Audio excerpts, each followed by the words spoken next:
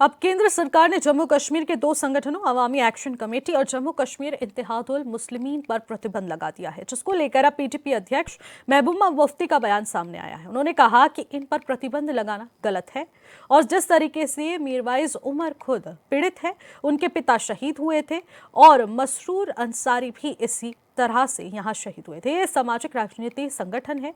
भारत सरकार मीरवाइज के कद को समझ सकती है और उन्हें जेड़ सुरक्षा दे सकती है। जिस तरीके से आप उनके संगठन पर प्रतिबंध लगा देते हैं, उन्होंने कहा है कि जिस तरीके से बल का प्रयोग नीति अब काम नहीं करने वाली है।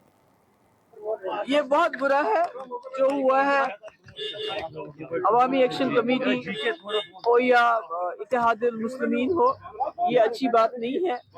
आप सब लोग जानते हैं जो मीरवाइज उमर फारूक साहब हैं, वो खुद विक्टिम है। उनके वालिद शहीद मौलवी फारूक साहब, उन्होंने ये पार्टी बनाई हुई है और उन्होंने शहादत भी दी है। और इसी तरह जो मसरूर अंसारी साहब हैं, ये सारी एक सोशो पॉलिटिकल ऑर्गेनाइजेशंस हैं।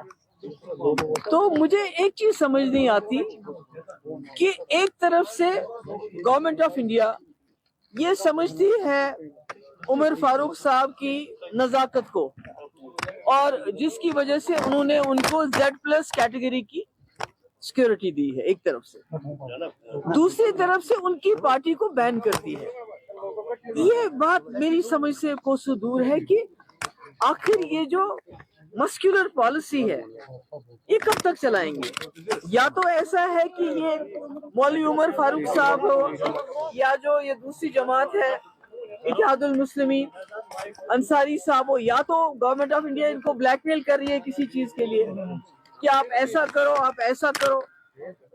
तो अगर वो नहीं करते हैं तो फिर वो एक्शन लेती है।